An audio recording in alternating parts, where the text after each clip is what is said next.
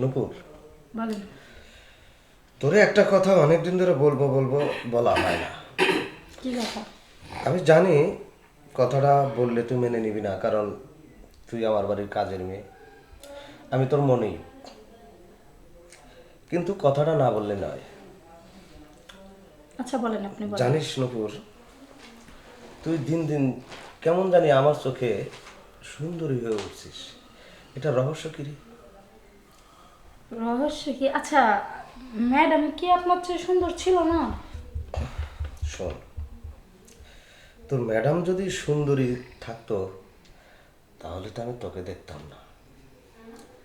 আমার কাছে কেমন জানি মনে হয় যে বিশ্বের মধ্যে সবচেয়ে সুন্দরী হচ্ছিস তুই। এক নাম্বার বিশ্ব সুন্দরী যাকে বলে সেটা হচ্ছিস তুই নূপুর।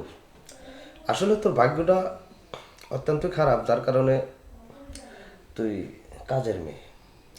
তোর তো জন্ম হওয়ার কথা ছিল কোনো এমপি বা মন্ত্রী বা কোনো মিনিস্টারের ঘরে, সোনার চামিচ মুখে দিয়ে তোর জন্ম হওয়ার কথা ছিল। কিন্তু ভাগ্য খারাপ। ভাগ্য কখন কাকে কোথায় নিয়ে যায় বলা যায় না। আচ্ছা, আমি কথা তো শেষ না। না, কথা শেষ হয় না। আরো আছে।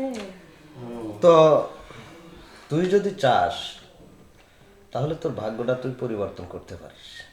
কিভাবে? যদি আমার কথা শোনস, আমার কথায় রাজি হস, তাহলে। আপনার তো প্রতিটা কথা শুনতে আছি, কোনোটা তো অশোনা না। শোন না নূপুর, আমি তোকে রানী বানাতে চাই। কি হবি না? রাজরানী? হ্যাঁ। চাকরানী থেকে রাজরানী? হ্যাঁ, তাহলে তো আমি রাজি আছি। রাজি আছিস? হ্যাঁ, অবশ্যই।